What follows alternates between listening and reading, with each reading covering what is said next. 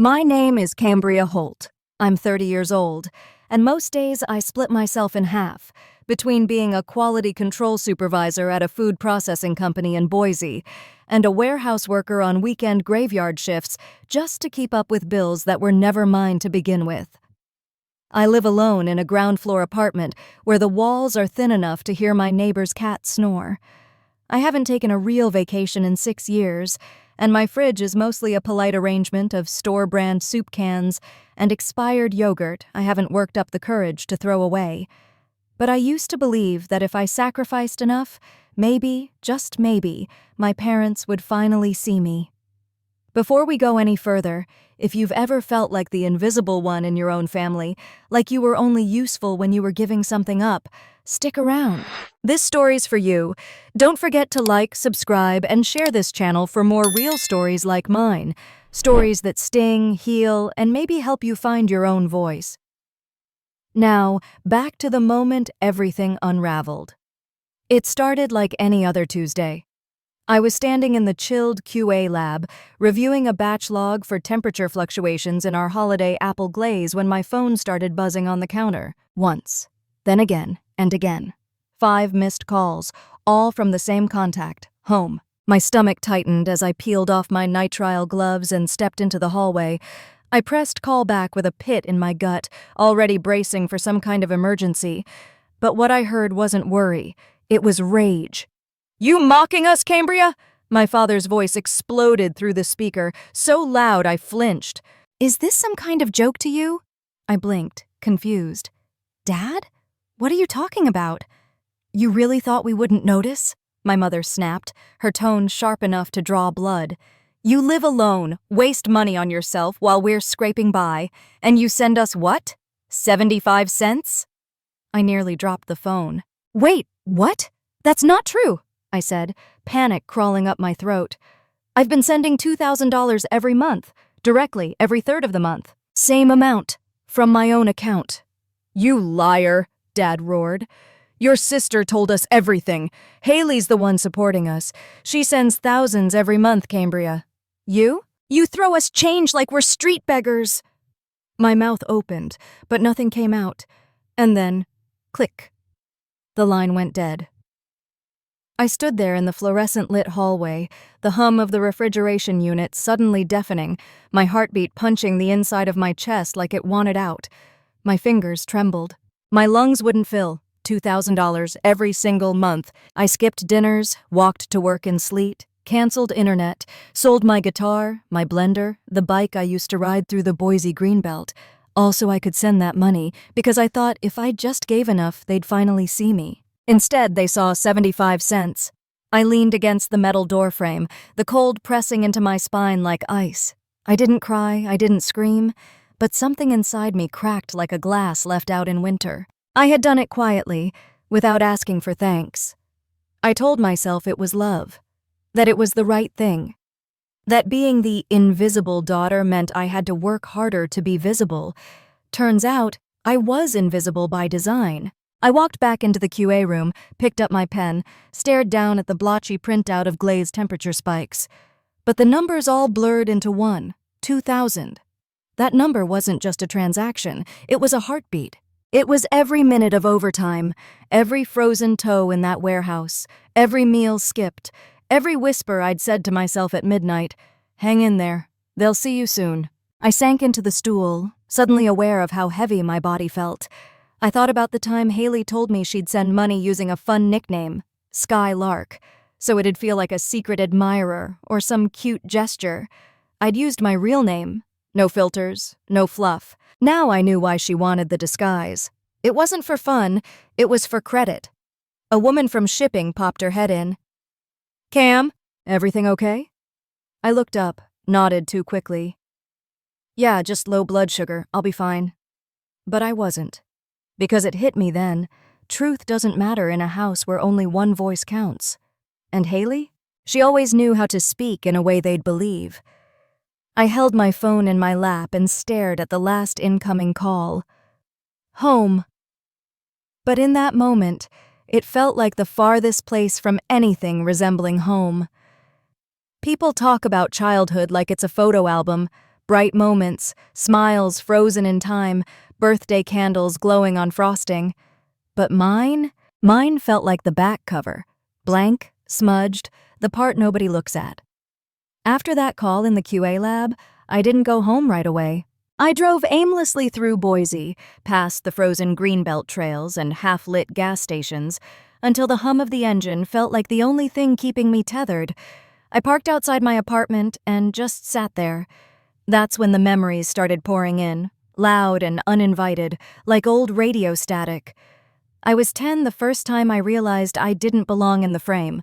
Mom had just picked up a pastel blue tulle dress from a boutique downtown. I remember watching her carefully lift it out of the bag, holding it up against the light in our kitchen. "Don't wrinkle it," she warned, gently smoothing the fabric. "It's for Haley's photo shoot next week." I stood there barefoot, still wearing my muddy soccer cleats. My palms smelled like grass and plastic. I wanted to ask, "Can I be in the picture too?" But the words stuck to my ribs like forgotten crumbs. She never looked at me. That dress was later draped on Haley as she posed in the backyard, our dad holding the reflector board like some freelance assistant, barking directions he must have read off a photography blog.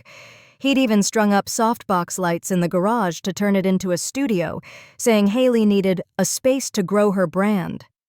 She was 7. I was 11, and I was asked to hold the light cords and stay out of the shot. We lived in a modest 2-story in Spokane, Washington, 3 bedrooms, 1 guest room, and a finished basement that always smelled faintly of old paint and burnt toast. When Haley turned 12, Mom knocked on my door one Saturday morning. "Cambria," she said, not unkindly, but firmly. "We need to move your things to the basement. Your sister needs her own space."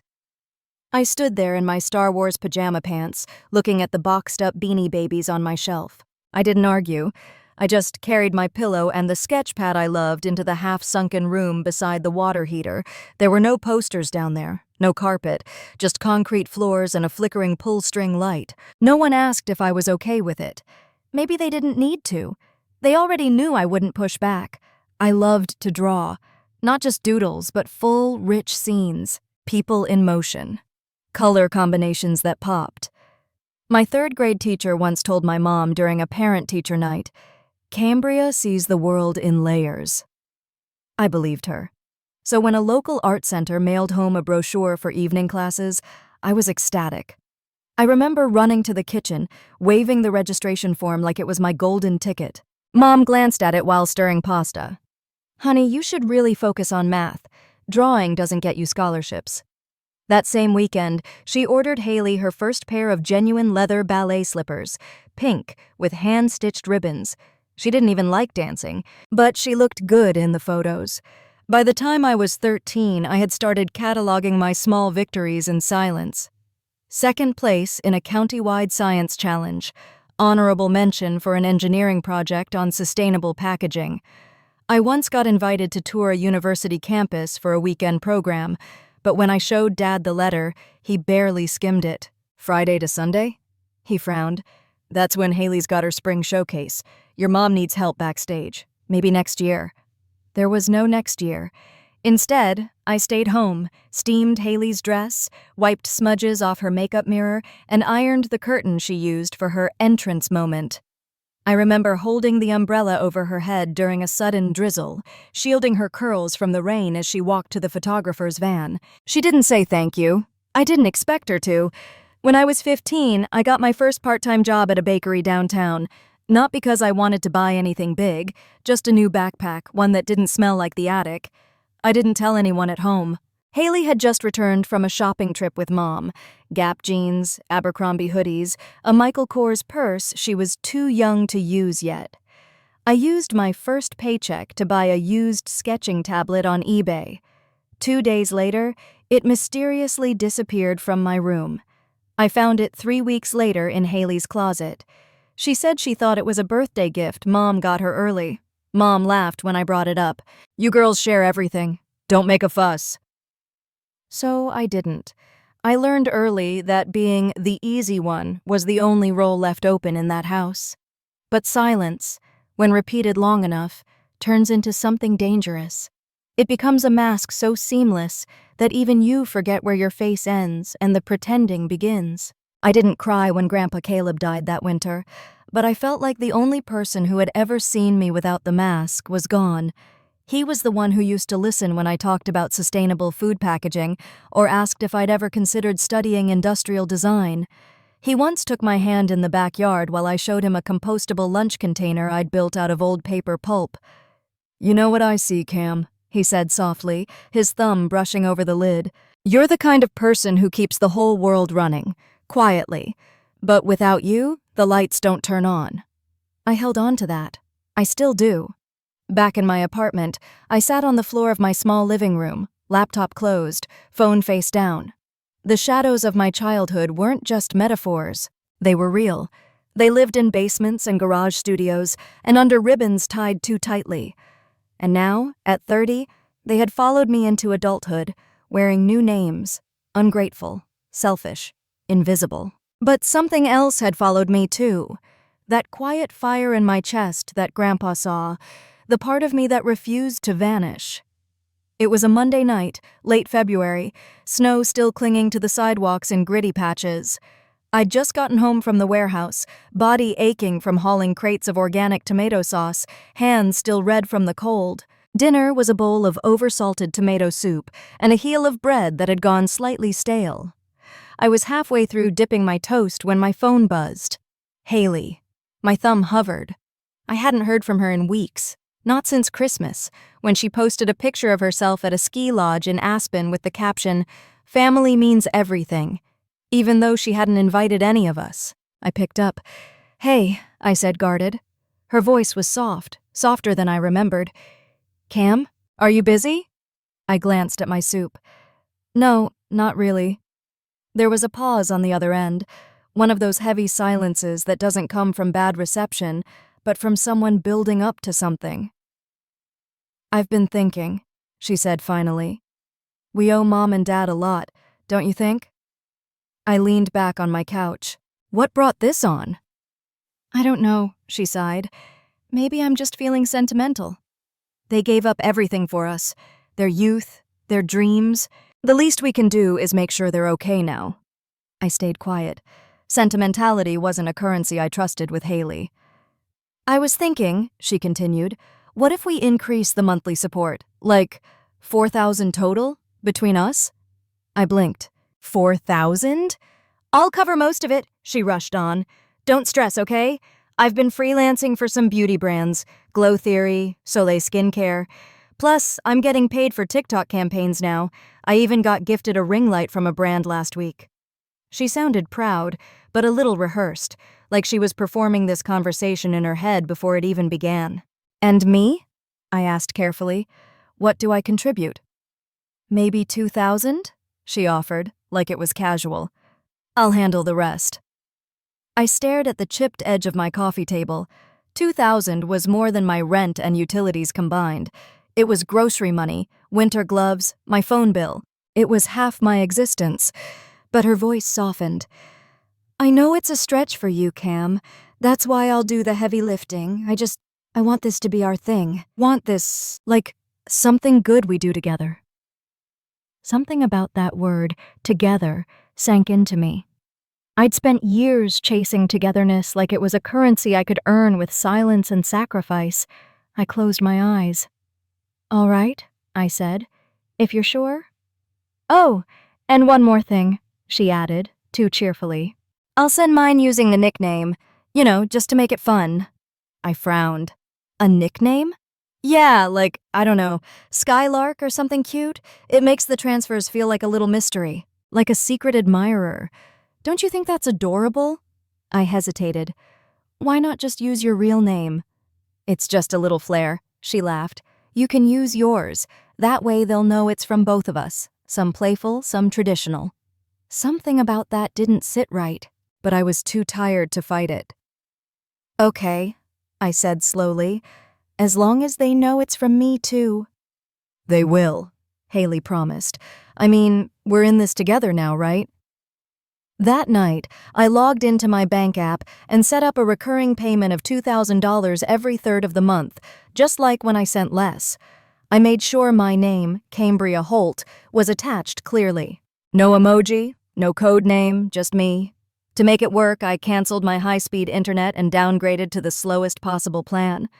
I sold the blender I'd been saving up for, the one I'd wanted to use to start learning how to cook. I started walking to work to save on bus fare, even when the temperature dropped into the 20s. The West Side Distribution Center had no heating in the warehouse. My gloves ripped halfway through a shift, and I couldn't afford to replace them. My fingers cracked, bled. I wrapped them in gauze and kept loading boxes. Still, every time I saw that money leave my account, I told myself it was worth it. That this time, they'd notice. On the third month of our agreement, I was staying late in the QA lab, checking test samples for an upcoming vegan holiday sauce. My phone buzzed once. Transfer successful. I opened the app. $2,000. From Cambria Holt. On time. No frills. I smiled, just a little. Maybe now they'd see me as more than the girl in the basement. Maybe I'd stepped out of the frame and into the light. But deep down, something gnawed at me, because while I was breaking my back to make my contribution, Haley never once showed me proof of hers. No screenshots, no receipts, no jokes about how much she was sending. Just the word Skylark, floating through the air like perfume you couldn't quite trust. And yet, I clung to the idea of unity, of us. Because when you've lived your whole life in someone's shadow, even the smallest illusion of being side by side feels like sunlight. There are moments when time doesn't stop. It punches you square in the chest and keeps walking. For me, it happened in the back hallway of the QA lab, just after I'd finished logging holiday sauce samples. The corridor still smelled faintly of cinnamon and disinfectant. My gloves were off, my hands raw from the cold, when my phone buzzed again. 7 missed calls, all from Mom. I didn't even get the chance to say hello. 75 cents? She shrieked. Her voice was sharp, hysterical, echoing even through the small speaker. Do you think this is funny, Cambria? I blinked, stunned. Wait. What are you talking about? Don't play dumb, my father barked in the background. We just checked the account. Haley's been sending money every single month, and you send us 75 cents? I froze in place. For a second, I thought maybe they had the wrong daughter. Maybe this was a mix-up, a scam, a cruel joke. No, I said slowly, struggling to control the panic building in my chest. I've been sending $2,000 every month on the 3rd, always from my account, with my name, Cambria Holt, clearly attached. My mother scoffed. Don't insult our intelligence. The only name that shows up for big transfers is Skylark. That's Haley. You just stick your name on some spare change and call it generosity? I felt dizzy. No, I whispered. That's not how it happened. Check the reference numbers. Check the timestamps. But they weren't listening. Dad's voice roared like a freight train. You know what's truly shameful? Pretending like you're helping when you're really just putting on a show. Haley's been carrying this family. You're just riding her coattails. And then, like that, they hung up. I stared at my screen, then slowly slid down the wall until I was sitting on the cold tile floor. My knees pulled to my chest, hands clenched tightly around the phone. My ears were ringing, not from volume, but from impact. That call had hit deeper than any slap. Because for months, I had shaped my entire life around those transfers. I had bent my budget, my time, my comfort to send that money. Every 3rd of the month, like clockwork. I'd whisper, hang in there. They'll notice this time. But all it took was a name, Skylark, to erase everything I'd done. Later that night, back in my apartment, I sat in the dark. No TV, no music, just the hum of the old refrigerator and the faint dripping of the kitchen faucet. I opened the banking app with trembling fingers, scrolled through the list of completed transfers. There it was, every single one, $2,000. Cambria Holt, 3rd of the month, never missed. I took screenshots, circled the amounts, the timestamps, the transaction IDs. Because suddenly, it wasn't just about proving it to them, it was about proving it to myself that I hadn't imagined my effort, that it was real, that it mattered, even if no one else believed it. I saved the files into a folder labeled The Truth. Around midnight, my phone lit up again. A message from Haley. I don't know why Mom and Dad are so mad. I just told them I've been using a nickname to send money. I never said you weren't sending anything. Maybe they misunderstood? Maybe they misunderstood? I stared at that text so long my eyes blurred. No apology, no accountability, just a flimsy excuse with a perfectly timed innocence. She knew exactly what would happen if she let them believe she was the only one. She knew they'd believe her. She always did. And just like that, her silence had pulled the spotlight right back to her. And once again, I was nothing but a footnote in my own sacrifice. I didn't sleep that night. Instead, I lay awake thinking about every shift I'd worked in that frozen warehouse, the bruises on my hands, the ramen dinners, the things I sold to make those payments. Not for recognition, but for something far more desperate. To be seen. To be enough. And instead, I was the punchline, the disappointment, the one who sent 75 cents. I got up, went to my desk, clicked open the folder, reviewed every transfer.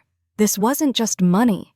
It was my proof that I had tried, that I had poured myself into a hole so deep I couldn't even see daylight, and someone else had thrown a tarp over it and claimed the view.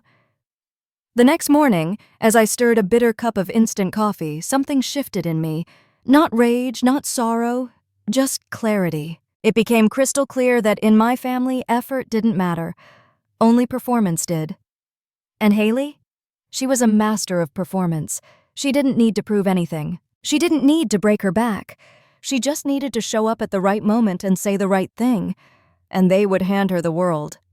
And me? I could build the world brick by brick, and they'd still say it looked crooked. I used to think silence was safety. That if I kept my head down, didn't rock the boat, didn't demand too much, maybe, just maybe, I'd be spared. Maybe love would come in gentle drips, the way rainwater leaks through an old ceiling. Slow, but steady. Enough to believe it meant something. But silence had only taught them one thing, that I could be ignored. That night, after the 75-cent call, I couldn't stop moving. Couldn't sit. Couldn't cry. I just paced my apartment like I was walking a tightrope between fury and disbelief. My mind kept circling the same brutal question, what am I in their eyes? Around midnight, I pulled out my old laptop. It had a loose hinge and a battery that lasted maybe 20 minutes unplugged, but it still worked. I opened my banking app once again. There it was, a row of sacrifice, each one stamped and dated. $2,000. Cambria Holt, the 3rd of the month.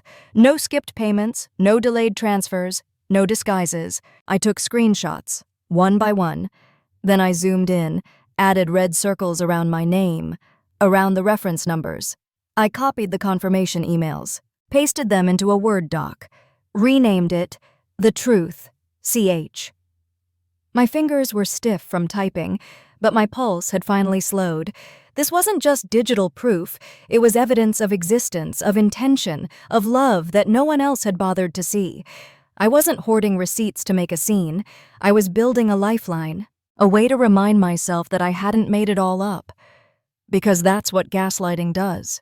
It makes you question your own memory, your own kindness, your own reality. And I refused to let them rewrite mine. The next morning, I called my bank. "Hi," I said, trying to keep my voice level. "I'd like to confirm a series of recurring transfers from my account. I just want to verify the amounts and the recipient details." The woman on the line, a kind-sounding agent named Tanya, walked through it all patiently. "Yes, Ms. Holt, I see the transactions. $2,000 on the 3rd of each month for the last 9 months, all processed correctly. Nothing partial, nothing delayed." I exhaled slowly. "And the sender's name?" She paused, clicking. "Cambria Holt. That's what's shown on every transfer. Not Skylark, not anyone else, just me." When I hung up, my hand was no longer shaking. For the first time in weeks, maybe months, I felt something anchor in me. Not anger, not sadness, just a quiet, grounded knowing. They didn't forget. They chose not to believe me. The apartment was quiet. Pale light leaked through the blinds. My neighbor's radio was playing faint jazz, something slow, with a hint of trumpet. I sat on the floor, my back against the wall, Knees pulled up. I thought about the younger version of myself, the one who moved to the basement without protest, who gave up art classes, who watched Haley dance in silk shoes while I scrubbed floors in silence. That girl thought that if she worked harder, loved harder, she'd eventually be invited upstairs. But no one ever invited her. And now, at 30, I was still that girl, still doing extra shifts in freezing warehouses, still living off soup and coupons, still waiting to be seen. Only now I had the proof of every inch I'd crawled toward love, and proof of how easily they'd thrown it back like it was pennies on pavement. Later that afternoon, I sent Haley a text. I didn't expect a reply, but I needed it on record. I just got off the phone with the bank. They confirmed every transfer. My name is on all of them. $2,000 monthly. No errors. You said you never told Mom and Dad I didn't send money, but you didn't correct them either. You let them believe a lie. I don't know why you needed to be the only one in the spotlight. I only know that I'm done being your shadow. I stared at the message, hit send, then archived the thread. I saved my truth folder to a USB drive and tucked it inside an old tea tin on my kitchen shelf. It was strange how something so simple could feel like armor, a few digital files, some numbers and dates. But to me, it was the first step in protecting myself, not from what they said, but from ever believing it again. Because here's the thing about giving your all to people who only see what they want. It doesn't make them grateful. It just makes you easier to discard when the story no longer flatters them. That night, I finally cried, but not for the reasons you'd think. Not out of betrayal, not even grief. I cried for the girl who tried so hard to belong to a place that never claimed her. For every version of myself that stayed silent because I thought silence meant strength. And then I got up. I washed my face. I opened the window just a crack. Outside, the February air was sharp but clean. I could breathe again, and that somehow felt like a beginning. Some truths are too heavy to carry alone, not because they'll break you all at once, but because they wear you down in small, quiet ways until you forget what it felt like to stand tall. 3 days after the 75-cent call, I texted Zoe Navarro. "You still in town this weekend? Coffee? I kind of need a human." She responded in under 2 minutes. "Always. Tell me where and I'm there."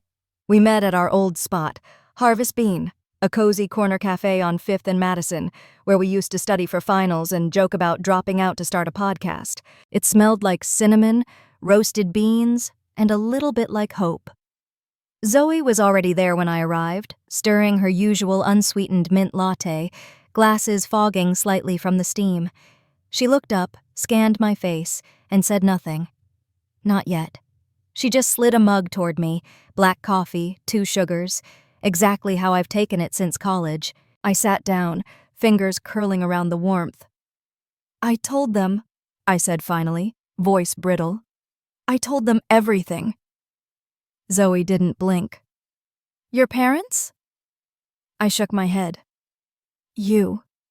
Her brow furrowed slightly, but she stayed quiet. So I began. I told her about the phone calls, the accusations, the monthly transfers, the name, Skylark, and how Haley had worn it like a mask made of gold, how I'd sent thousands from my own paycheck while my parents praised the daughter who never broke a sweat. I told her about the screenshots, the folder, the hollow ache that sat in my chest like a brick.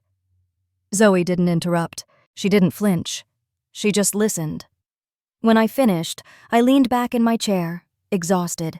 The cafe noise returned to my ears like surf after a storm, plates clinking, milk being frothed, a toddler somewhere in the back giggling between bites of banana bread. Zoe finally set her cup down. "You're bleeding," she said quietly, "for people who wouldn't hand you a Band-Aid." I let out a half laugh, half sob. "Yeah, that's about right." She leaned forward, elbows on the table, eyes sharp now. Analyst mode. "Cambria," she said. "Be honest. Are your parents really struggling, or are they just addicted to the guilt money?" The words hit harder than I expected. Not cruel, just clean, like antiseptic. I stared into my cup. "I don't know." Zoe sat back. Then I'll find out. She was always like that. Zoe could parse a spreadsheet faster than most people blink. She didn't play games. She found answers. I'll need a couple days, she added. I know people in the beauty space. And finance. If Haley's really freelancing for brands, someone will know. I nodded, too numb to protest. 2.5 days later, I was driving home from the warehouse, skin raw from freezer burns, body aching from overtime, when my phone buzzed. Zoe. I pulled into a grocery store parking lot and answered. I talked to 3 different contacts in the influencer space, she began. No preamble. Glow Theory? Soleil Skincare? No freelancer named Haley Holt. Not listed, not in their ambassador spreadsheets, not in contract logs, nothing. My grip tightened on the steering wheel. That's not all, she continued. A friend of mine from a studio in Boston remembered her. Haley booked a shoot, showed up in full glam, and then told them payment would come out of her pending ambassador contract. That contract never existed. They had to eat the cost. I could feel the blood drain from my face. Zoe wasn't done. Also, I checked a few neighborhood groups near your parents' place. Someone posted a photo last month. Your dad was seen at Wind River Casino. And your mom? A pause. She posted on Facebook a picture of a Gucci purse and a Movado watch, captioned, "A gift from my loving daughter." A breath caught in my throat. Loving daughter. Of course. Exactly, Zoe said. They're living off you, Cam, and pretending to be broke. I sat in silence, phone still pressed to my ear, heart pounding. Zoe's voice softened. I know this is a lot. I managed a whisper. No, it's what I needed. Because now it wasn't just betrayal, it was theft. Of truth, of effort, of identity. I thought about every shift I'd worked with blisters on my hands, every time I walked past a display window pretending I didn't care about the shoes I couldn't afford, every time I smiled when Haley posted pictures of candlelit dinners while I ate soup out of a can. And now I knew where the money went. They weren't just ungrateful, they were complicit. That night, I didn't cry, I didn't scream, I didn't pace.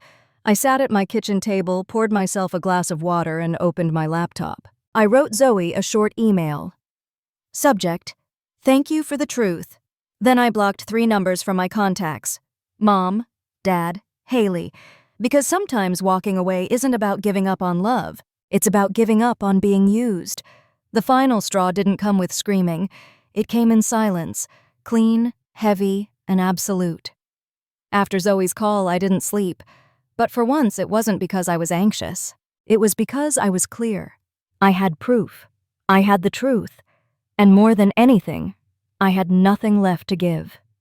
I sat at my kitchen table, staring at the transfer schedule still open on my banking app. The little green arrow next to the recurring payment, a quiet parasite draining me $2,000 at a time. My thumb hovered over the button. Cancel recurring transfer. A prompt popped up. Are you sure you want to cancel this transaction? Yes, I was. I tapped it. The green arrow vanished, the screen refreshed, and I exhaled. So deeply, so fully, it felt like I'd been holding my breath for years. That one tap didn't just stop a payment, it stopped everything. The guilt, the conditioning, the expectation that my suffering was someone else's comfort zone. I leaned back in my chair, staring at the blank space where my paycheck used to disappear. My body felt weightless, like I'd finally cut the rope that had been wrapped around my chest, slowly tightening with each silent act of devotion. I walked over to the window, opened it, and let the late winter air roll through. For the first time in months, I wasn't cold. I was awake. I opened my email next, composed a simple message to Zoe. Subject, thank you for the truth. You didn't just give me answers. You gave me air. Cambria. Then I opened my contacts list. Mom, Dad, Haley. My finger hovered again. Block. Block, 3 taps, 3 names, 3 chains cut. I didn't shake. I didn't cry. I didn't hesitate. Because I knew if I gave them even 1 more inch of access, they'd crawl right back in. Guilt first, apologies later, and always with a hook. But this time, I wasn't offering bait. The next morning, I walked into the leasing office downstairs. Hi, I said to the front desk manager, Marlene. "I'd like to file a visitor restriction notice." She looked up from her screen. "Anyone in particular?" "My family. The Holts. Thomas, Linda, Haley." Her eyebrows lifted slightly, but she nodded. "Understood." I signed the form, initialed at the bottom. Step 2. Boundaries. Later that afternoon, I printed out every key screenshot from the folder I'd created, labeled and time-stamped. I slipped them into a red accordion file and dropped it into my fireproof lockbox. Not for revenge, not to throw in anyone's face, just in case. Because when you've spent years being gaslit, you learn how to document your own life, even if no one else will. Then came the small but sacred rituals. I changed my phone number. I removed shared cloud access on all photo albums. I deleted old text chains and archived the rest under one label: past wait. Not a single part of this felt impulsive. It felt like maintenance, like wiping down a mirror so I could finally see myself without their fingerprints smudging the glass. That night, I didn't celebrate. There was no champagne, no dramatic playlist, no dancing barefoot in the living room. Instead, I brewed a small cup of chamomile tea, turned on the balcony light, and watered the lavender I'd planted months ago, tiny green buds finally stretching toward bloom. The scent drifted gently through the screen door. Peace doesn't arrive with a bang. Sometimes it slips in like this, quiet, fragrant, soft at the edges. I opened my journal for the first time in weeks. My handwriting was steadier than it had been in months. I wrote 3 words: not going back. It wasn't dramatic. It wasn't a manifesto. It was a promise. This time, not out of self-defense, not from anger, but because I had finally found something more sacred than obligation: freedom, the kind that doesn't ask for permission, the kind that doesn't come with guilt tags, the kind you build piece by painful piece when no one shows up for you, but you show up for yourself anyway. Somewhere outside, a dog barked. A car passed. Life kept moving. And for once, I didn't feel behind. I didn't feel lesser. I felt like I'd stepped out of someone else's script and into my own, and all I had to do now was keep walking. They say silence speaks volumes. But I was beginning to learn that silence, when wielded with intention, doesn't just speak. It commands. It had been just over a month since I'd blocked their numbers: Mom, Dad, Haley, and the quiet had been medicinal. Not easy, not painless, but clean. No more sudden texts demanding money. No more guilt-drenched voicemails. No more lies. My world had gone still, and in that stillness, I was finally beginning to breathe. It was a Sunday morning, soft light spilling across my kitchen counter. I had just poured the first cup of coffee and was slicing a banana into my oatmeal when my phone buzzed. Unknown caller. I froze. A strange ripple moved across my spine. Then, without thinking, I answered. "Cam?" Her voice was thinner than I remembered. Not chipper, not smug. It was small. I didn't say anything. Just waited. Haley cleared her throat. You're mad at me, aren't you?" A pause, then quieter. "I didn't mean for everything to blow up like this, I swear." Still, I said nothing. She filled the silence.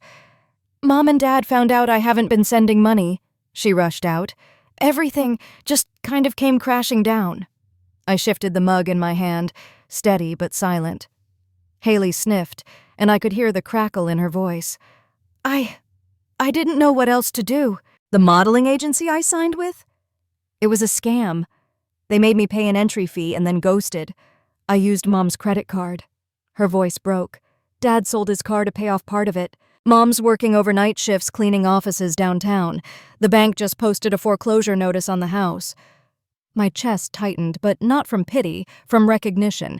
This wasn't a confession, it was a setup. "You didn't call to apologize," I said calmly. "You called because you're out of lifelines." There was a long silence. Then, "I messed up. I know I did. But you're the only one who can help us." I almost laughed. "You mean help you?" "I'll pay you back," she pleaded. "I swear, just enough to stop the bank from taking the house. We can figure the rest out later." I walked to the window, watching the breeze shift the lavender on my balcony. "No, Haley," I said. "We can't." "Cam, please." Her voice cracked again, but this time it felt more rehearsed than broken. "You let them call me a liar," I said. "You let them scream at me over 75 cents when I was sending $2,000 a month, and you said nothing." "I didn't know." "Yes, you did," I cut in, my voice still even. "You just didn't care." Not until the spotlight turned off. She was quiet again. I could hear the old Haley, somewhere beneath the desperation, trying to gather herself, trying to twist this back into something familiar. But I was no longer playing along. "I'm drowning," she whispered. "You don't know what it feels like." I stared out the window, my reflection faint in the glass. "I do, actually. I know exactly what it feels like to work double shifts while you bragged about skincare partnerships. I know what it's like to skip groceries so you could shine." A bitter edge slipped into my voice. "And now you want me to save the house? The same house where I was pushed to the basement so you could have your own space?" She didn't answer. I took a breath. Calm. Controlled. "I'm not angry anymore, Haley. I'm just done." Her next words came through like glass cracking. "There's no one else left to call." That stopped me, but not in the way she hoped. Because for years I had been the one no one called, except when they needed something. The helper, the fixer, the invisible glue. And now that I'd stepped away, they were falling apart. "You're not helpless," I said softly. "You're just not used to consequences." She choked on a sob. "You're really not going to help?" "No," I said, and for once I didn't feel guilty. "I hope you find your footing," I added, "but I'm not your footing anymore." I ended the call, not out of cruelty, out of self-respect. And then I stood there, phone still in hand, as silence reclaimed the room. Not the kind of silence that suffocates, the kind that protects. Later that afternoon, I sat on my balcony, a blanket around my shoulders, coffee now cold beside me. My phone stayed silent. No follow-up, no apology, no second attempt, just distance. And I let it grow. Because the girl who used to bend herself backward to be worthy of love, she wasn't here anymore. It had been exactly 3 days since Haley's desperate call. 3 days of stillness, of my phone finally staying silent. Not because no one had anything to say, but because they finally knew I wouldn't answer. It was a strange kind of peace, like walking away from a burning house and realizing the heat no longer belongs to you. That morning, I'd gone about my routine like normal. Folded laundry, brewed a second cup of coffee just because I could, watered my lavender and rosemary pots on the balcony. They were small but thriving, like me, I suppose. Then came the sound I didn't expect. Knock, knock, knock, firm. Measured. The kind of knock that assumes it'll be answered. I didn't move at first. I thought maybe it was a neighbor, maybe someone delivering a package to the wrong door. Then I heard her voice. "Cambria?" "My mother." I froze. Another voice followed. Lower. Steady. Falsely calm. "It's Dad, sweetheart. Can we talk for a second?" I stepped back into the hallway, heart thudding, not from panic but preparation. How did they even know where I lived? Then I remembered. The bank transfer receipts. Haley must have saved my address from them. Of course. I stood just behind the door, breath shallow, and then I heard her, barely louder than a whisper. "Cam? Please." "Haley." I stayed where I was. "Cambria." Mom's voice softened, stretching into that syrupy, maternal tone I'd once longed to hear. "There you are. We've been worried sick." The urge to laugh was stronger than I expected. They weren't worried before, not when I was working double shifts, not when they believed I was sending pocket change and said I was shameless. Now they were worried, now that the well had run dry. "How did you find me?" I asked through the door, calm, direct. No answer for a moment. Then, "Haley had it," Dad admitted. "From the transfer receipts. We needed to see you." "Why?" I asked. He cleared his throat. "We're just going through a rough patch. That's all." "We need help," Mom added quickly. Just a little support to get through this. Nothing long-term." I almost smiled at the careful wording. No apology, no acknowledgement, no ownership, just a transaction in waiting. Behind them, Haley spoke again. Her voice cracked. "Cam, I know I hurt you. I know I messed up, but we've got no one else." I imagined her standing there, mascara smudged, voice trembling, the polished influencer image peeled away. "But still, no, I'm sorry, no, you were right. Just you owe." I pressed my palm flat against the door. I didn't open it. Before, that would have shattered me. Now? Now it just confirmed what I already knew. They weren't here to fix anything. They were here to extract one last piece of me. I took a breath, steady and grounded. "Before you come to me," I said, "maybe try going to the truth." A pause. Then Dad asked, "What do you mean?" I stared at the grain in the wood. "I mean, if you really want to make things right, start by facing what you've done. With a therapist, with each other, with yourselves." "You're being unfair," Mom snapped, the mask slipping for half a second. "No," I said quietly, "I'm just not being convenient anymore." There was a shuffle of feet, a sigh, then Haley again, soft, almost broken. "I just wanted to make you proud." That one pierced. Because somewhere in her, maybe there was a flicker of that little girl I once tried to share a bedroom with before I was pushed to the basement. But that little girl had become a woman who let me burn while she basked in borrowed light. "I hope you find your way," I said. "But it's not going to be through me." The silence that followed was long.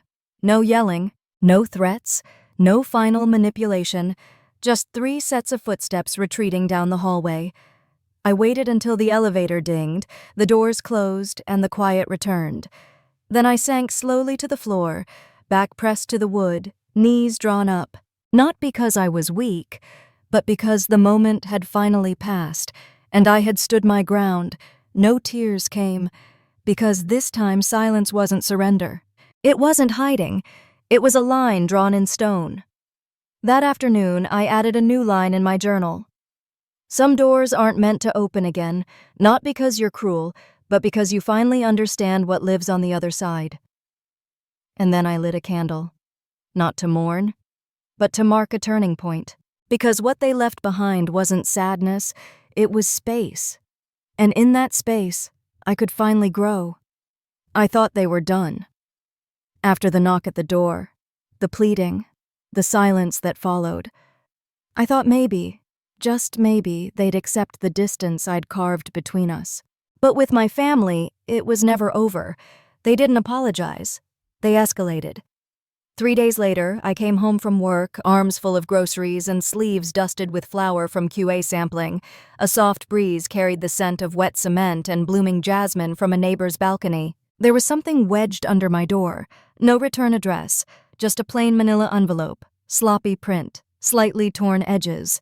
As I picked it up, I felt a ripple, something cold and familiar, like déjà vu soaked in dread.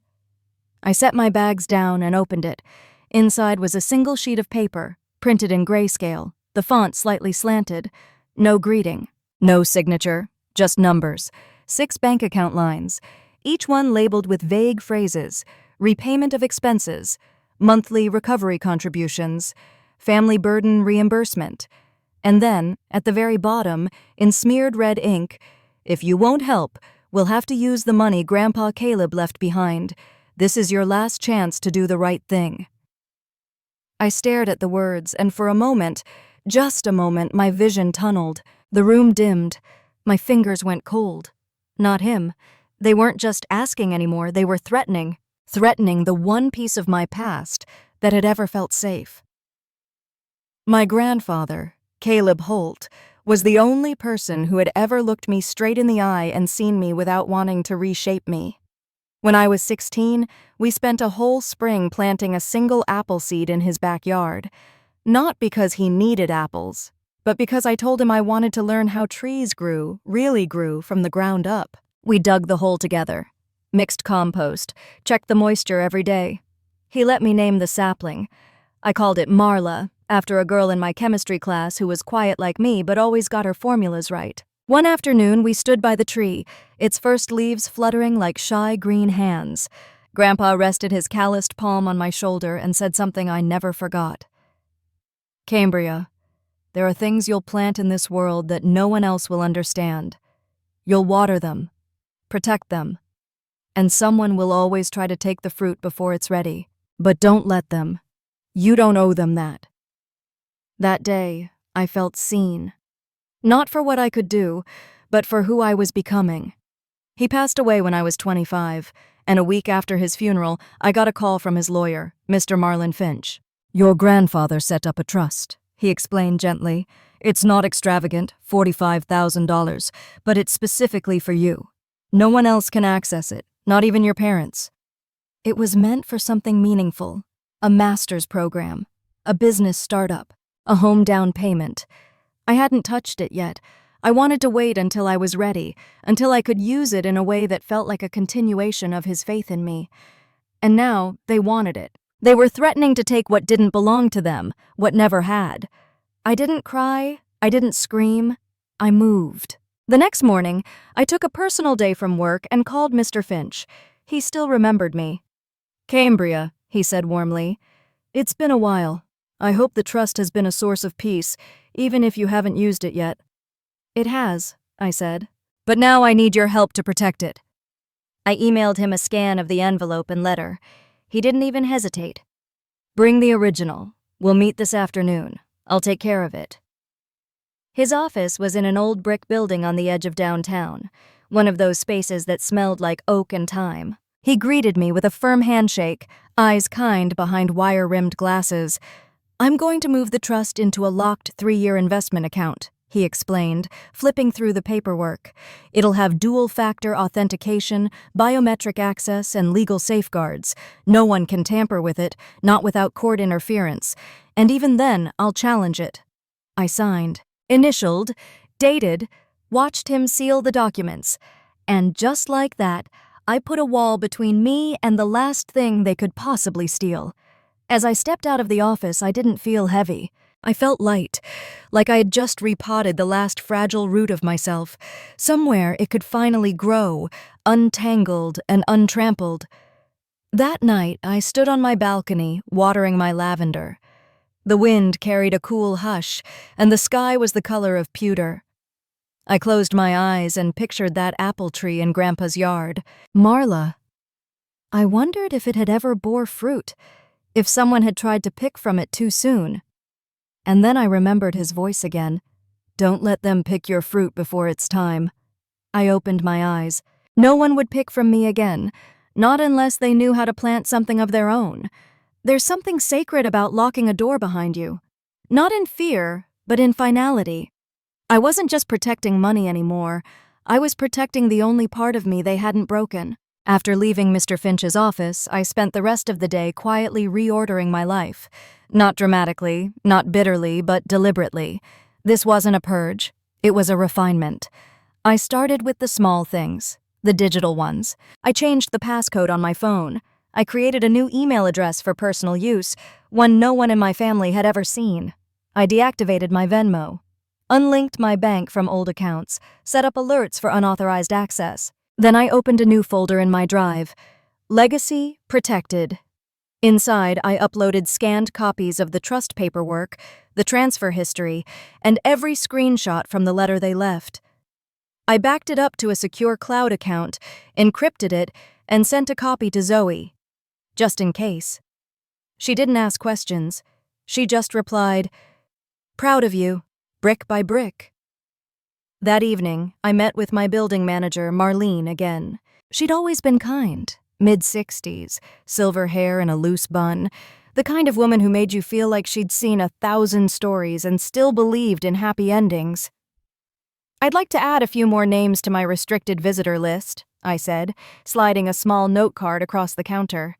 She raised her brows. "All family?" I nodded. "Done," she said, without hesitation. "No one gets in without your say-so." I smiled. "Thank you." She patted the counter. "Good fences make good neighbors, hun. Sometimes they make better families, too." Back in my apartment, I unplugged the old landline I hadn't used in over a year. Then I cleared out a drawer labeled Old Mail, filled with birthday cards from years when I was still trying. Notes signed with love, but laced with obligation. I kept one, just one, from Grandpa Caleb. A yellowing postcard from Michigan with a sketch of a lighthouse. Let them find their own light, Cam. You already carry yours. The next morning, I woke up before sunrise. Not from anxiety, but clarity. I brewed coffee, cracked the balcony door, and watched the first blush of gold spread across the Boise sky. And then I did something I hadn't done in a very long time.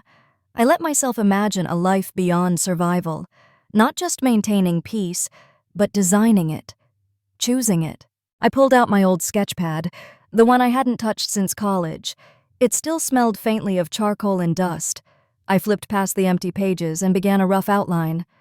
Not of my family. Not of revenge, but of a place I might want to build someday. A quiet cabin on a lake. A design firm that works exclusively with sustainable food packaging. A garden where I'd grow rosemary and marigolds and maybe a few heirloom tomatoes. The future wasn't a fairy tale anymore. It was an architectural plan, and I held the pencil. Around noon, Mr. Finch called to confirm the lock had been executed. The fund is now fully sealed, he said. Biometric access. 3-year minimum. No withdrawals without your in-person authentication and legal review. I've filed a cease and desist with the county clerk's office, should anyone attempt interference. I felt something deep in my chest loosen, like a rope that had been tied around me for years was finally cut clean. Thank you, I said, for protecting something he meant just for me. He protected you first, Mr. Finch said. I'd just followed instructions. That night, I didn't double-check the locks, didn't scan the street for familiar silhouettes, didn't jump at every ding of my phone. I opened the sliding glass door, let the cool night air in, and watched the lavender sway in the breeze. It wasn't blooming yet, but the buds were full, ready, waiting for spring, just like me. I pulled out my journal and wrote, "This inheritance was never about money. It was about identity. Today, I sealed the only part of me they couldn't rewrite, and that makes it priceless." Somewhere far away, I knew my family might still be plotting, still spinning stories, still hoping I'd fold. But I wasn't scared of them anymore. Because when you know who you are, when you've locked your legacy in truth, there's nothing they can threaten, nothing they can steal, and nothing they can break that you haven't already rebuilt, stronger. 3 years had passed since the last time I heard my mother's voice. 3 autumns since my sister Haley stood outside my door, mascara smudged, calling my name like it still meant something to her. 3 years of silence. Not the kind that wounds, but the kind that heals. I left Boise 2 winters ago and moved to a lakeside town in northern Minnesota. It was small, just the way I like it. People smiled when they passed you on the sidewalk. The post office still had handwritten notices pinned to the corkboard, and in spring, the lake reflected the sky like it had nothing to prove. My new apartment sits on the 3rd floor of an old converted inn. The windows face east, so morning light floods the living room and wakes me gently, not harshly. I bought a foldable wooden chair and placed it beside the window. That's my spot. Every morning I sit there with my coffee, no phone, no noise, just the lake, the birds, and the quiet I fought so hard to earn.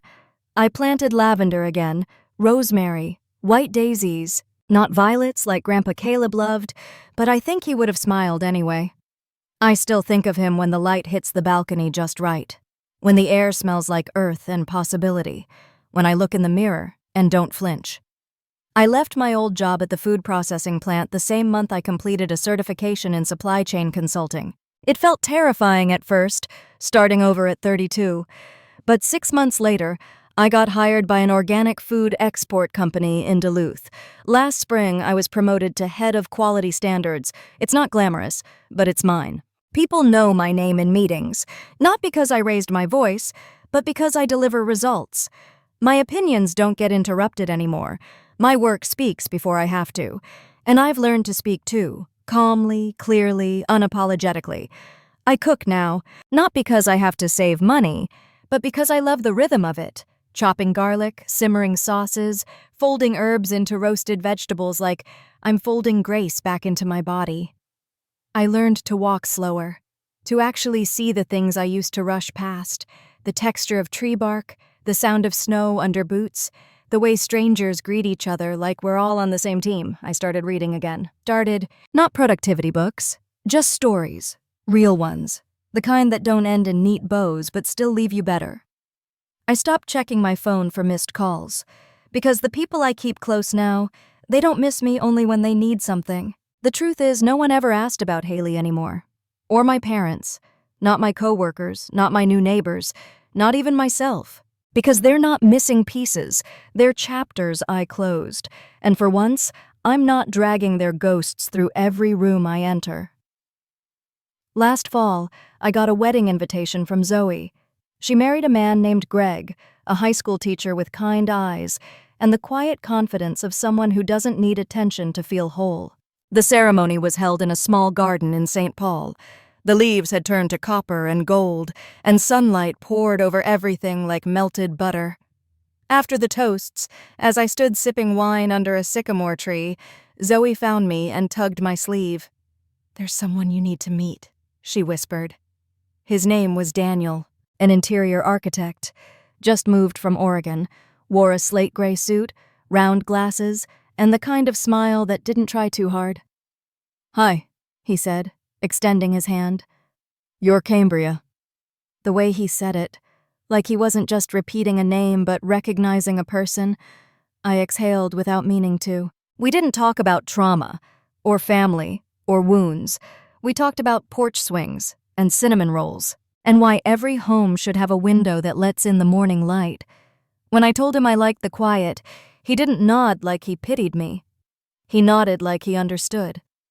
And when we said goodbye, he looked me in the eyes and asked, "You think sometimes, to build something strong, you have to tear out the whole foundation first?"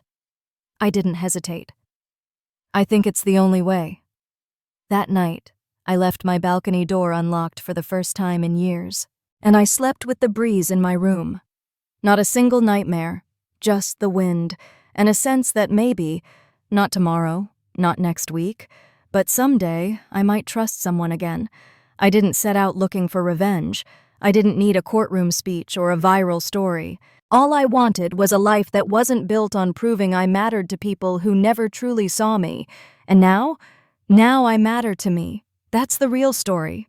That's the legacy Grandpa Caleb left, not the money. The mirror he handed me and the courage to finally look into it. If you've ever been the quiet one, the giver, the one left out of the family photo, please hear me. You are not unlovable. You are not replaceable.